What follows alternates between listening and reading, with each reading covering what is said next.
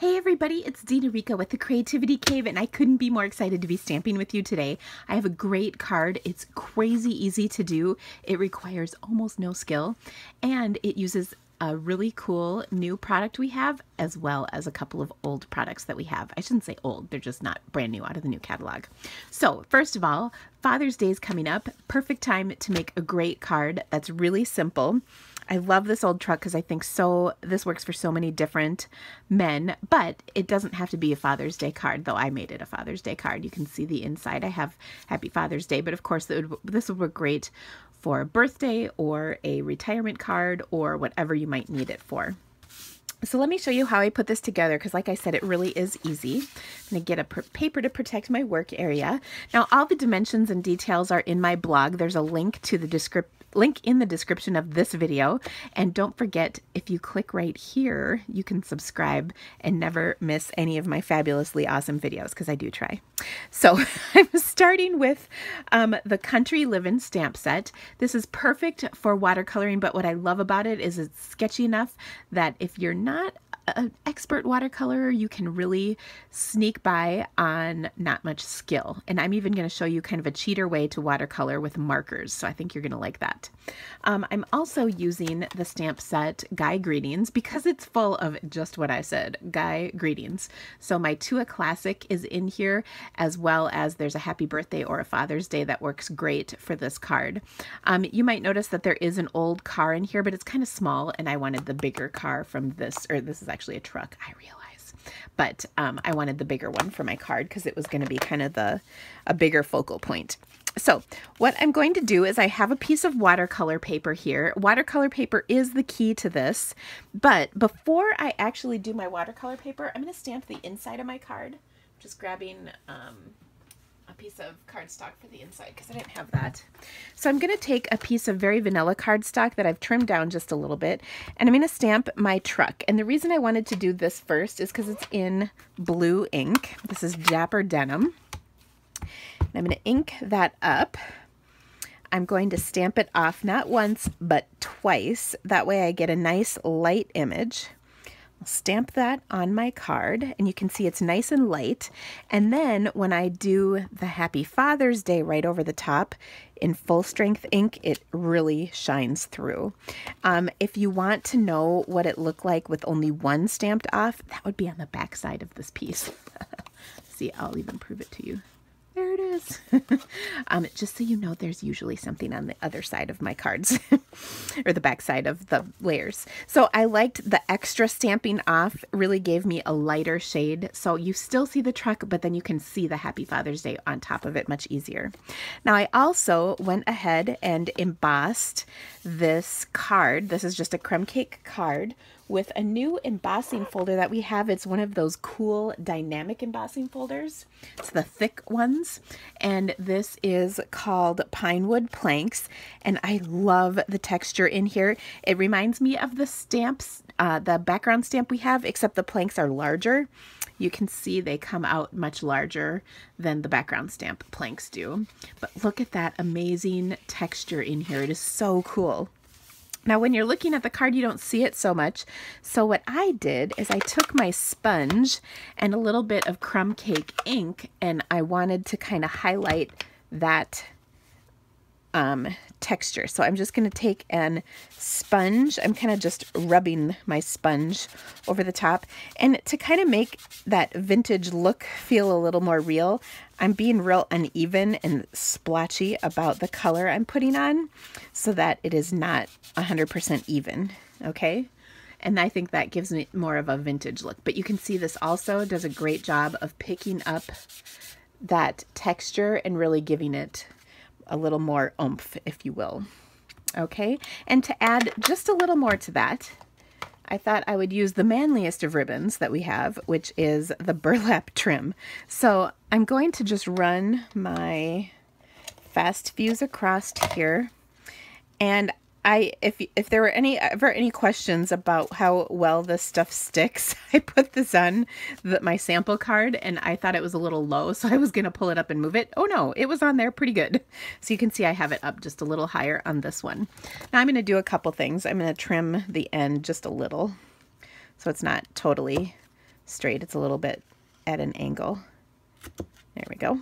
And then of course I'll trim the end off like so. I just got a little on my card. We won't say anything to anybody though. Okay, so there, that is all set, except I will adhere this inside, and then we'll get to the coloring on the truck.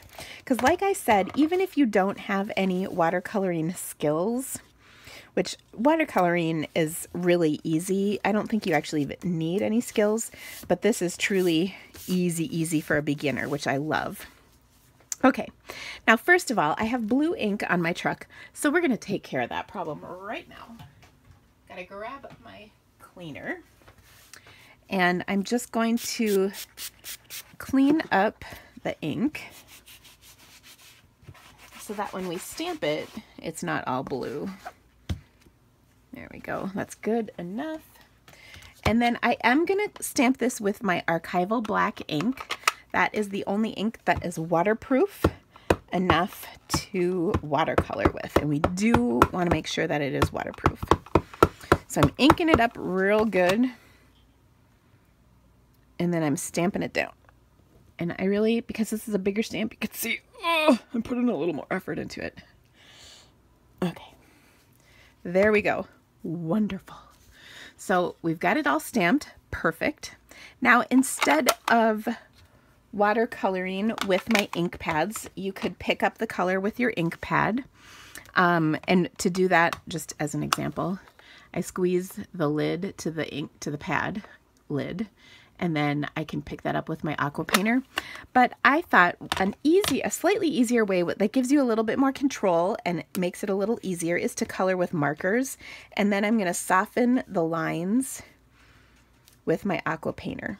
So it looks like I watercolored, but really I just colored with my markers, and I kind of love that.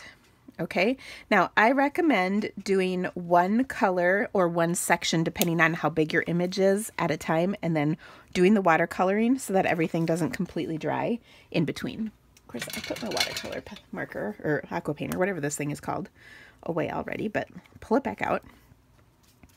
Okay, so first of all, I want to make sure that the water is flowing through my aqua painter. And like I said, I'm just kind of smearing that marker around to sort of soften the look just a little. I mean, this is literally just dragging my aqua painter across the part that I colored with my markers. Okay, and look at that. It already looks fancier. And I will tell you, the key to this is the watercolor paper. You cannot get these results on regular cardstock. It will pill up, first of all, and it won't blend. You'll keep those really harsh marks from the marker, whereas here I can soften all of those lines up that I had with the marker. All right, the next thing I'm going to do is I'm going to put a little bit of, this is chocolate chip, on the planks of the back wood, whatever this is called. And you can see I just drew a couple lines on there, and then I'm blending it out. Now the other thing with this is that when it's dry, if I need to come back and add a little more color, I can. So if I blended too much of this, I can actually come back. You want it to be fairly dry though when you do this, otherwise it won't work. So I'm gonna actually hold on a little minute before I show you that. Okay, next I'm going to do, my tires. Now on my tires, I'm going to draw a black marker along the back like so, and then I'm going to color this out. The other thing that happens is, notice how I've got much darker color in the back. That is kind of by design. That gives me the shading kind of built into my tire, so I don't have to figure out how to get the darkest part in the back, which is how it would be if I was really watercoloring it. I'll put a little back there, and then I almost forgot this one in my sample, so I'll put a little bit of that gray color down there.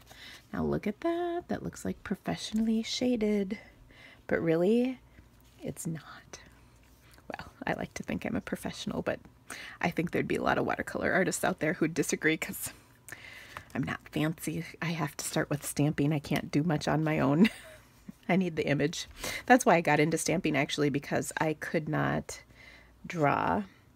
I like to paint, but I couldn't draw. Okay, so now I'm going to do my marker in several spots along the truck. And I'm kind of going a little bit with the lines of the truck just to kind of help. Okay, and then that probably, we'll do a little over here. That should give me enough. Now I'm going to soften each of those lines again. And the blue is going to give me lots of color that I can spread around all over the place. So I really want to soften those lines up so they're not harsh. But what they end up doing is giving me good looking shading. And then a little here. Now, one thing you can do is use the lines that are in the actual image. So for instance, you can see there's some shading lines in the image up here and here. So that is definitely where it naturally should be a little darker, and then it should get lighter around the other areas where there aren't those shading lines. So that's kind of a natural cue that the image gives me. And then of course from there you can take your own creative license and get as light or dark as you'd like all over the place. Okay, now I know the grill is probably supposed to be silver here, but you know what? I don't have a silver marker, so we're going with blue. Okay, now here is where I can really add some extra shading. I'm going to go right over those lines there, and do you see the shading lines here? I'm just going to go full strength marker, so it's really dark. And doesn't that look kind of nice? Same thing back here. I've got the really dark lines, and my marker did all the shading for me, so I kind of love it.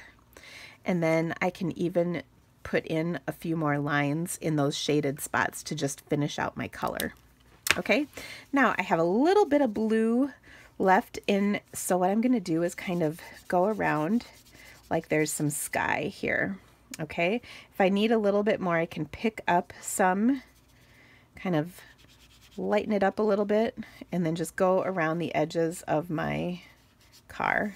And then I just put in a little sky. Now you might not be able to see that all that much, but it does kind of add a little bit. I think it sort of punches the whole picture up just a touch. Okay, that's about it.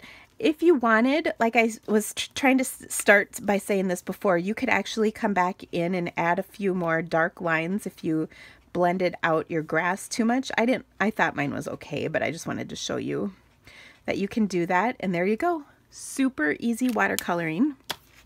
Okay, and then all I'm going to do to finish this up is layer this up on a piece of Dapper Denim cardstock to match. Oh, and then I'm going to stamp my To a Classic. Now I am actually, oh, do you see what I just did? I totally got ink on there. That is bad news. It was on my finger. Oh, and it's black permanent ink, but let's see what we can do. I'm getting most of it out. I'm so happy. Oh, good job, Dina. That is the magic of watercolor paper. Okay, last but not least, let's see if we can get this done without ruining the card. I'm going to stamp To a Classic right here at the top in black ink. You want to make sure whatever you're doing, it's all dry before you stamp. Otherwise, it will smear. It'll feather out, which you don't want. I'm going to take some dimensionals. And I'm just going to put 2 at the top. The ribbon is actually going to hold the rest of it up, so I don't even have to put anything below if I don't want to. And then To a Classic. That's it, guys. Wasn't that easy? I hope you love this card. Make sure to check out my blog because I'll have more photos as well as all the supplies and dimensions for everything that I used today. You can also click on the links to the supplies to shop my online store below this description or on my blog. Okay, thank you so much for joining me. I can't wait to stamp with you again. Have an awesome day, guys. Bye!